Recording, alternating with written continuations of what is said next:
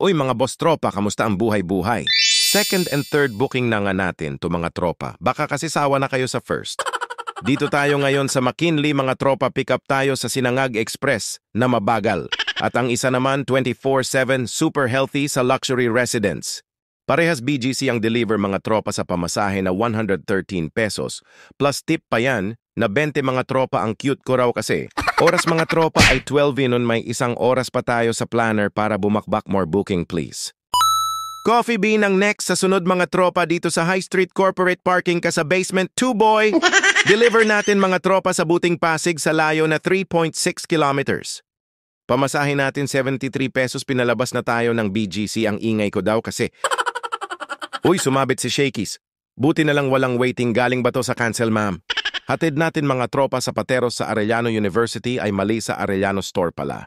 Pamasahe 59 pesos sa malapit all goods na to kesa umakyat ka ng Bigo. Time check 2:10 PM. Double booking tayo mga tropa dito sa Pateros, dito sa Dolores, Pansit, Malabon House at sa Pizza Hut naman. Ang isa pakyat na naman ang deliver mga tropa, por favor. Ito ang gusto ko. Kasi hindi na naman nasayang ang gas ko, kasi kapag nasa BGC ka na sigurado na ang booking papasok yan kahit hindi mo pilitin. Dito deliver ang pansit na cute mga tropa sa Tryon Tower 1. Iwan ko na lang daw sa lobby. Sabi ni Mama, hindi pa nga tayo nakakaalis sa Tryon mga tropa, pumasok Starbucks. Sa tapat lang sa area ang pickup, grab walk tayo mga tropa. Iwan muna ang motmot ko sa Tryon kasi dito lang din naman ang deliver sa Tower 1 ulit, aba basic na swerte. Time check 3:40 PM sa Contis ang pick-up sa Serendra. Hindi cake, kundi luto na pagkain ang order, waiting tayo. Malala kapag ganito ang order, naku po.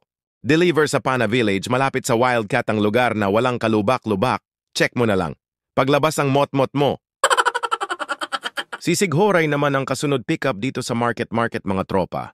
May kasabay na sinabon ka na naman ng misis mo sa SM Aura naman. Akyat ka na naman ng 4th floor boy? Mamaw sa lahat ng pinakamamaw. At naabutan ko na naman dito si Mamaw. Grabe, unlimited booking talaga to. Always palagi. Tamang tambay ako dito ng madaanan ni Tol John Lee ang palaban sa biyaheng Cavite.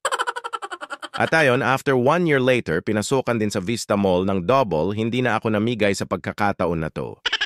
Pick natin mga tropa sa Papay's at ang isa naman sa Peri-Peri sa kabilang building.